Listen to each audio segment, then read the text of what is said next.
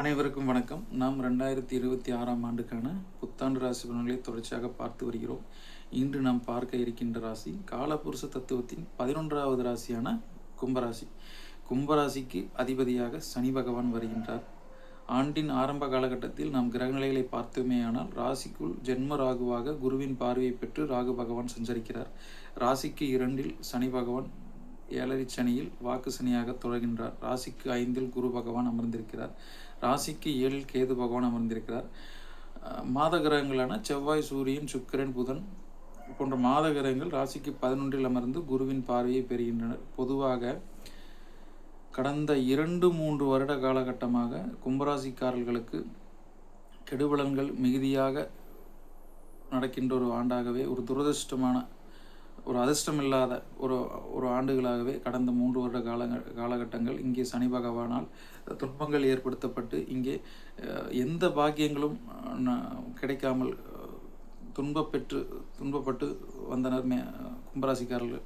பொதுவாக ராசிக்குள் இருந்த சனி பகவான் பயிற்சி அடைந்து இங்கே மீன ராசிக்குள் சஞ்சரிப்பதாலும் ராசியை விட்டு ஒரு ஒரு அசுப கிரகம் கோச்சாரத்தில் பொதுவாக ராசிக்கு ராசிநாதனாகவே இருந்தாலும் இங்கே சனி பகவான் கோச்சாரத்தில் வரும் பொழுது 7.5 சனியாகவோ ஜென்ம சனியாகவோ அஷ்டம சனியாகவோ வரும் பொழுது இங்கே நிச்சயம் ராசிநாதன் என்கின்ற ஒரு உத்தரவாதம் இங்கே சில சமயங்களில் காணாமல் போகின்ற ஒரு அமைப்பாகவே இருக்கும். இங்கே ராசியை குரு பகவான் பார்வை செய்வது இங்கே குடும்பத்தில் சுப நிகழ்ச்சி ஏற்படுகின்ற ஒரு ஆண்டாக ஆரம்பிக்கின்ற ஒரு வருடமாகவே இருக்கும். பொதுவாக ராசிக்கு 2இல் சனி பகவான் அமர்வது இங்கே மே மாதத்திற்கு பிறகு இங்கே குருவின் பார்வை சனி பகவானுக்கு ஏற்படுகின்ற காரணத்தினால் 7.5 சனியில் வாக்கு சனியின் தாக்கம் நல்லபடியும் குறைந்த வண்ணமாகவே இருக்கும். இங்கே பொருளாதாரம் சிறக்கின்ற ஒரு ஆண்டாக இருக்கும். என்ன உடல்நல பிரச்சனை என்று தெரியாமல் கண்டுபிடிக்க முடியாமல் உடல் நோய்களால் அவதிப்பட்டு வந்து கொண்டிருக்கும் கும்பராசிக்காரர்களுக்கு என்ன வியாதி, என்ன பிரச்சனை என்று சரியான மருத்துவம் கிடைக்கின்ற ஒரு இடமாகவே இருக்கும்.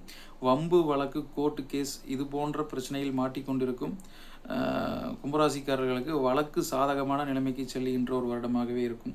ராசிக்கு 5இல் குரு பகவான் அமர்வது இங்கே புத்திரம் சார்ந்த விஷயங்களில் நல்ல சுபபலன் ஏற்படுகின்ற ஒரு ஆண்டாகவே இருக்கும்.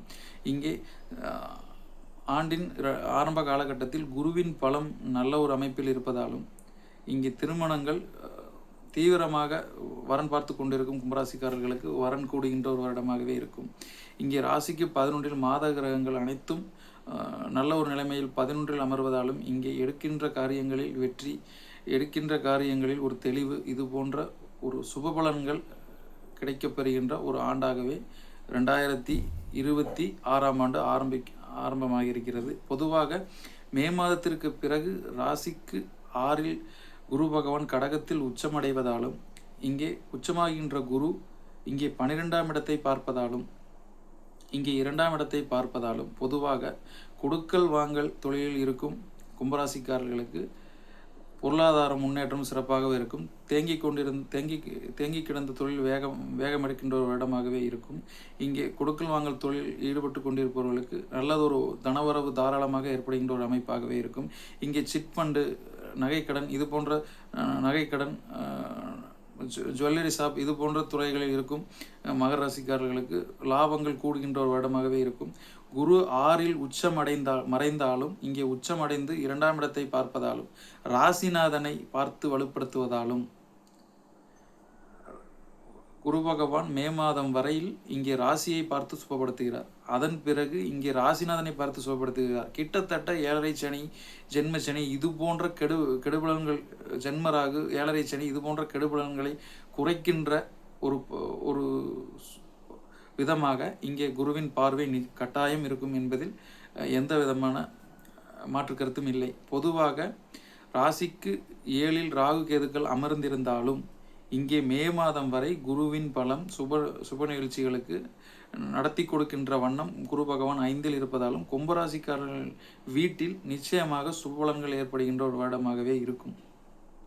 பொதுவாக குருவின் பார்வை ராசிக்கும் ராசிநாதனுக்கும் விழுவது இங்கே அத்தனை விதமான கவலைகளிலிருந்தும் பிரச்சனைகளிலிருந்தும் வெளிவருகின்ற ஒரு வருடமாகவே இருக்கும். இங்கே கடந்த 2-3 வருட காலகட்டமாக சொல்லனா துன்பத்தை அனுபவித்து கொண்டு வந்து கொண்டிருக்கும் கும்பராசிக்காரர்களுக்கு பிரச்சனைகளிலிருந்து விடுபட்டு வெளியில் வருகின்ற ஒரு வருடமாகவே இருக்கும். பொதுவாக ராசிக்கு 6 12 குரு பகவான் தொடர்பு கொள்ள இருப்பதாலும் இங்கே ஏற்றுமதி இறக்குமதி பின்னலாடை உற்பத்தி நகை தொழில் வட்டி தொழில் இது போன்ற துறைகளில் இருப்பவர்களுக்கு தொழிலில் முதலீடு செய்து மீண்டும் லாபங்களை கூட்டுகின்ற ஒரு வருடமாகவே இருக்கும். நல்ல வேலையாட்கள் கிடைக்கின்ற ஒரு வருடமாகவே இருக்கும். அரசாங்க வேலை தனியார் துறையில் உயர் பதவி நல்ல சம்பள உயர்வுடன் கூடிய ஒரு உயர் பதவி இது போன்ற அமைப்புகளும் கும்பராசிக்காரர்களுக்கு கட்டாயம் ஏற்படும். புதிதாக வேலை தேடிக்கொண்டிருக்கும் கும்பராசிக்காரர்களுக்கு வேலை எளிதில் கிடைக்கின்ற ஒரு வருடமாகவே இருக்கும்.